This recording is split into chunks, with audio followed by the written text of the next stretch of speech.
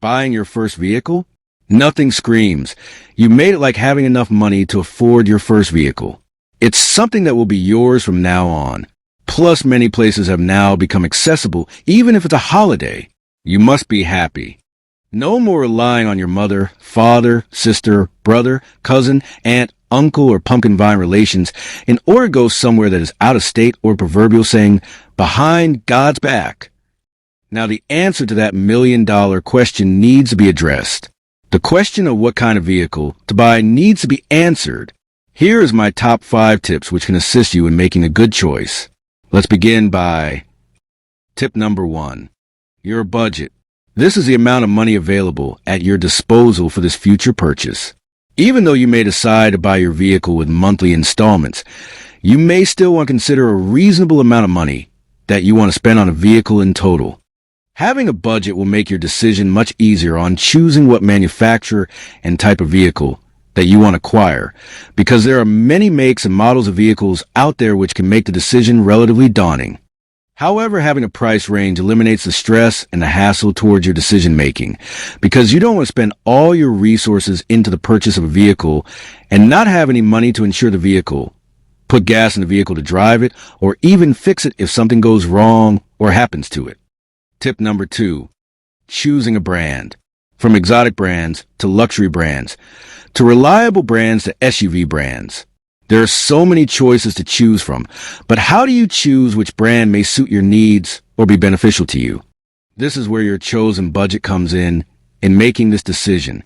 If you are a high-income earner, then your interest may be exotic or luxury vehicles, but if you are looking for something reasonable or reliable, then factory-made vehicles like Toyota, Nissan, Honda, or Mitsubishi, they may have something that you are looking for. Though we are aware that some people just like certain brands and would choose those brands nevertheless. I once read that a wealthy individual bought a 5-year-old model Benz only because he was getting a discount. However, it was also a brand that he wanted a long time ago. So his mind was already made up and he purchased that brand. Tip number 3, long-term plan. It's going to be your first vehicle, so the chances are you're going to have it for quite some time. However, if at the end of ownership, you plan to sell it, then you may want to look into certain brands that would have acceptable resale values.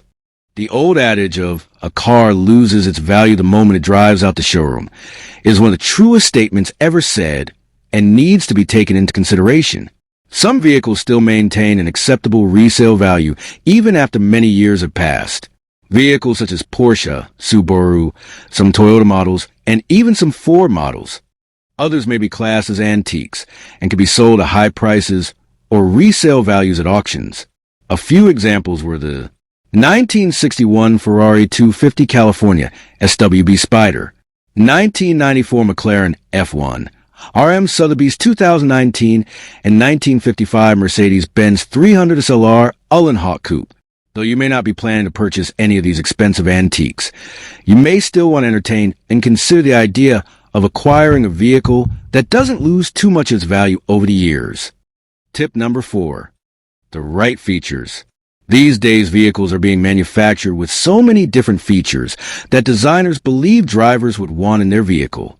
Other than the obvious and mandatory features like multiple airbags, blindside sensors, automatic windshield wipers, braking systems, and electronic stability controls, most have gotten so accustomed to having secondary features that we must have.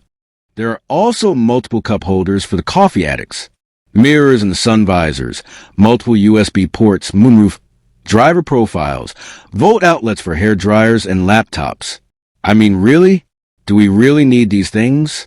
The unambiguous response by drivers, if they want all features called, would be yes. So the question remains, if you are one of those individuals who would also be happy with all those features, then you should check to ensure that your choice comes with the features that you really want and that you would be cool with your decision. Tip number 5, servicing manufacturer versus mechanic. Nothing spoils a man's moment than a vehicle that is failing to start when he really needs it. It's equally worse when a mechanic says that multiple parts are needed for your vehicle to get fixed. Depending on the vehicle that you buy, if it is an expensive vehicle, cheaper vehicle, or your project vehicle, you may have to decide if you can carry it to the firm for maintenance or your favorite mechanic. Some mechanics may not be versed in repairing or tampering with high-end vehicles like Lamborghinis, Ferraris, or other German-made cars. For those who may not know, a project vehicle or project car are cars or long-term projects to the owner, which are consistently repaired, upgraded, and improved over a period of time until the owner is satisfied by the finished model. In the end, whatever car you decide to purchase, ensure that the cost of repair doesn't break your bank. Can be carried by the local mechanic if the manufacturing firms are too far away and that you can get the necessary parts with ease. If this video was helpful or you like it, give a thumbs up, comment, or subscribe to the channel.